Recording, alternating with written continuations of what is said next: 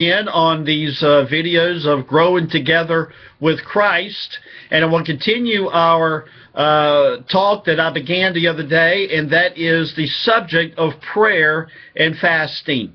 The last video that I gave you was the wrong way to fast, and Christ discussed that in verse 16 of Matthew chapter 6, of that when you fast, do not look gloomy and do not look like the scribes and the Pharisees do.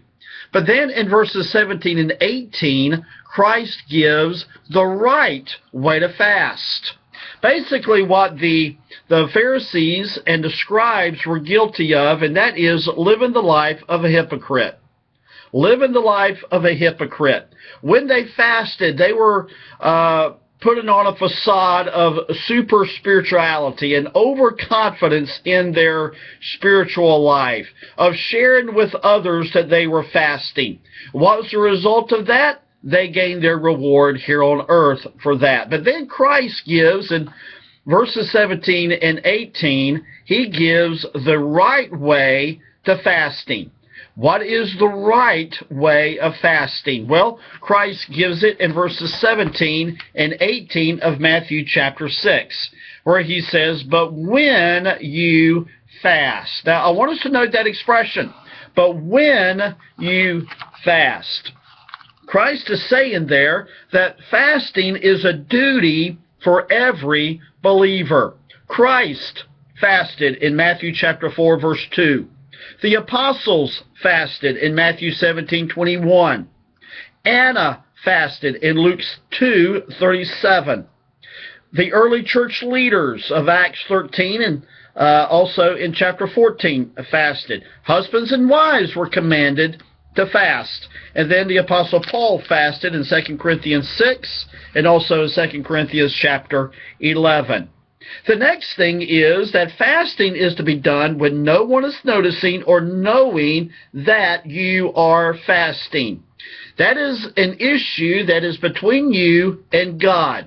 So fasting is when no one notices, no one knows, and that God alone knows.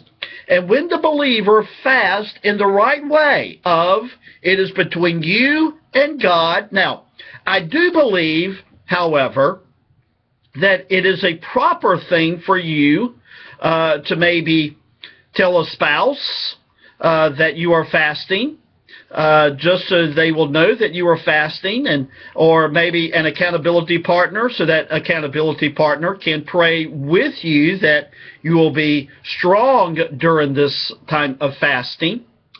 But when you fast alone between you and God, God will reward you. And that is what he says in verse 18. He says that God will reward you. Now, let me give you, real quick, 4 times when I believe that the believer should fast. The first thing is this: when you feel a special urge to be alone with God. Once again, fasting is to be done between you and God.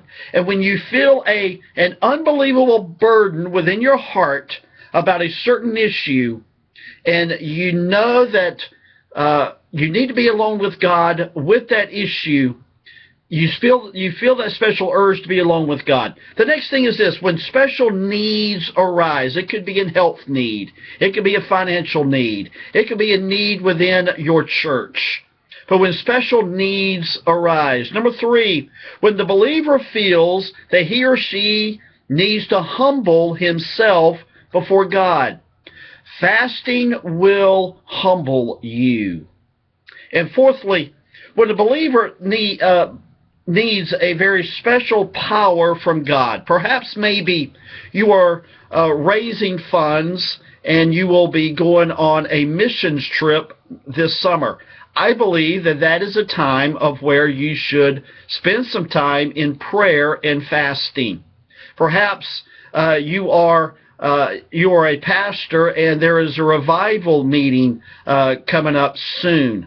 That is a wonderful time of prayer and fasting. Perhaps maybe there is a health need within you or within your immediate family. That is a time of prayer and fasting.